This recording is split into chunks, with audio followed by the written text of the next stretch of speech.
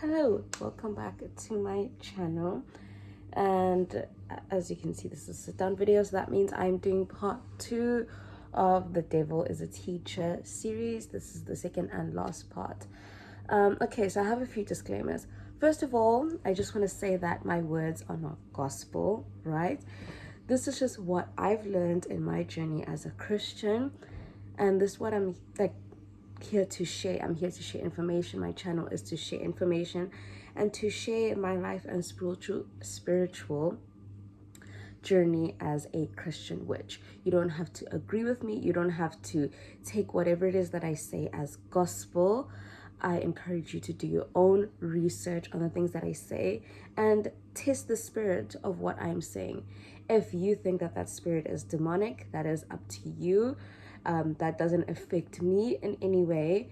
And if you agree with me, or if you want further information, obviously you can comment. What I do ask is that if you do disagree with me and you would like to have a conversation on that, I would appreciate respect and open-mindedness. I'm here to have conducive conversations.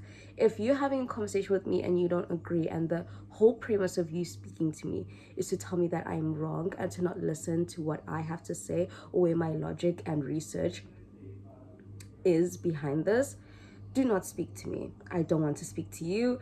You are wasting my time. So I just want to put that out. So in the last video, we talked about the origins of Satan, specifically what the word Satan comes from, its history, and what it actually means. So what if I told you that the devil is not here to kill you, but he is a necessary evil here to test you, to make you grow, and to strip you of the illusions of your... Okay, so let's start here. Demons exist, and their meaning shifts depending on the tradition. The word demon comes from the Greek word daimon, which means a lesser guiding spirit. It also could mean lesser deity. It could even mean a source of wisdom and even a spirit guide. So as we can see, this word doesn't necessarily mean something evil. It just stands for, or at the time, it was used to describe deities that are not under the will of Yahweh, hence why they're called lesser deities. The negative spin came later, when Hebrew scriptures were translated to Greek and Christians started using the word daimonion. I will put it in here because I'm pretty sure I butchered it.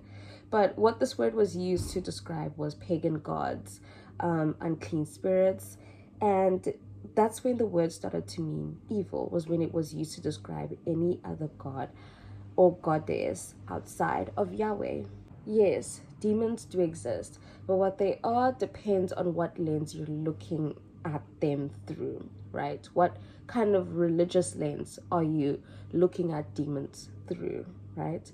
Because in Christianity, demons are fallen angels, they are tempters, they are the 7 powers of evil. In Jewish mysticism, they are qliphothic beings, and they're beings that arise when divine power is being misused, right? In Islam, demons, we have the Iblis and the Jinn, who are here to tempt and mislead followers of Muhammad. And in Gnostic Christianity, demons are guiding spirits. They're spirits of knowledge who are guardians of forbidden power. So yes, demons exist, but from what we can see here, they tend to be a different thing from Satan. So the key difference between Satan and demons is that demons are many. They are a legion. They can tempt, torment, they can possess and whisper things into people's ears.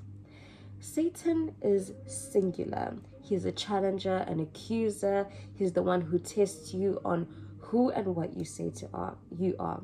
Also, Satan is a divine being that was created by Yahweh, whereas demons existed on their own and come from other pantheons. So think of demons like soldiers causing chaos, and Satan is an examiner giving you the hardest test of your life. So now that we know all of this information, our perception of what spiritual warfare is, what is its purpose, and what it's here to do starts to change a little bit. even Satan and his purpose and him causing such things in your life starts to change as well. So instead of spiritual warfare being this fear-driven battle or fight with some monster and some cosmic evil being, it starts to become a refining fire, a battle of perception. The darkness starts to become something that's here to help you grow rather than something that consumes you and even destroys you. And that's why even in scripture, it tells us to rejoice in trials. And this is how I found the joy of my trials, is understanding that Satan is just here to do his job. At the end of the day, the word Satan is a job description. It's not a thing necessarily. Anyone can be Satan. But the devil becomes a mirror, showing you the darker side of yourself, stripping you bare, forcing you to face what you'd rather ignore. The devil strips you naked and throws you in front of God and asks you, are you who you say you are? Will you stand on your truth? Do you even know who you are? He asks you these questions in front of God, and for some people, I guess that is a horrible experience. Nobody wants to face the fullness of what it is that they are, for better or for worse. Nobody really wants to do that. And when we're actually being truthful, as human beings, we have these illusions of who we think we are. Whether it be we're a good person, we're a kind person. Nobody wants to necessarily face the messiness of actually being a human being. Because while there are many good things that we do, there are also bad things that we do. I may be kind, but I'm also a coward and will betray you to save myself. I may have courage, but I have wrath, and God be damned if you betray me. These dualities, nobody wants to face that. Nobody wants to see the dark side of the moon. And this is what Satan is here to show us: the dark side of the moon, the dark side of ourselves. The real devil is the illusion that you cling to.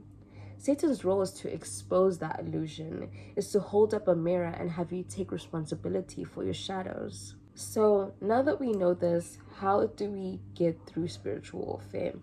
Well, the tools to conquer Satan are still the same, even though we're not necessarily trying to conquer him.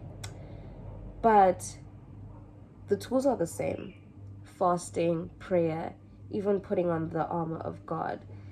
But these tools start to mean something different. They're not tools to kill Satan in this battle, but rather tools that are about you, recentering your spirit, reminding you of the oath of truth that you took the day that you became a Christian, the day that you called yourself a follower of the teachings of Jesus Christ. This whole thing starts to not really become about Satan, but recenter you and shift your perception, shift your mind, and recenter it on the fact that it's about you and Jesus and this relationship that you have with him. So in closing, maybe the devil isn't the monster hiding behind your bed, but rather the examiner and the accuser in your story, testing your strength, refining your soul, and making sure you are exactly who you claim to be. So anyways, guys, this is the end of the video. I hope this taught you something, and I hope it really reframes the way that you view the devil, and that you start to view the devil and even spiritual warfare in a way that is more productive, in a way that removes the fear and encourages you to dive into the shadows and to dive into that darkness and find God there.